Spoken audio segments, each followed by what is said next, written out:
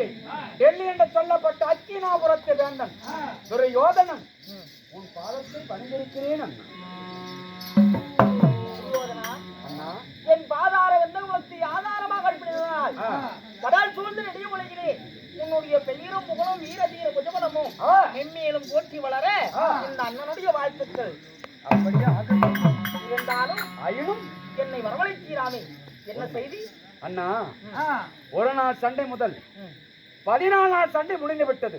ஆமா, அதனால 14 நாள் சண்டையில சைந்தவனம் அடித்தோம். உண்மைதான். அதனால பாண்டவரை 14 நாள் சண்டையில நாம மடிக்க வேண்டும். அதனால மாமனாகப்பட்ட ஜெகனுடைய ஆலோசனை கேட்டு பாண்டவர்கள் நித்திரையில் இருக்கிறார்கள். அதனால நாம இரவோடு இரவாக சென்று நம்மளுடைய படை பட்டாளம் சேனாதி சேனை அழைத்து அந்த பாண்டவரை கூண்டோடு மடிக்க வேண்டும். என்ன உண்மையாக இரவு நேர வேலையிலே யாரும் அறியாத நேரத்திலே உண்மை பாவியாக விளங்கும் பாண்டவர்களை சேர்ந்து போர் புரிந்து அவர்களை கொல்ல வேண்டுமா? அடிக்க வேண்டும். துரியோதனா அண்ணா, இதோ சண்டை சமர்கலம் என்பது 18 நாள் யுத்தகலமானது.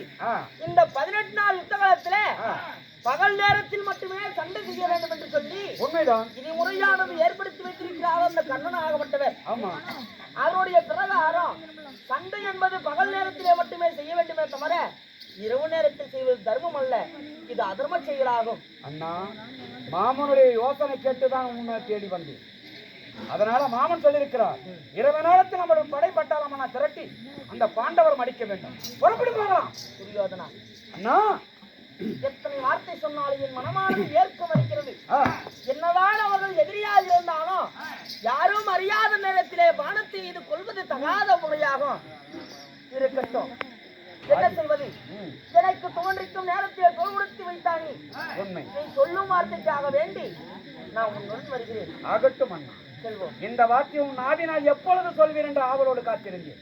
புறப்படு, நம்மளுடைய படை பட்டாளமான திரட்டி போவோம். ஆரம்பிக்கு. வாங்க போவோம்.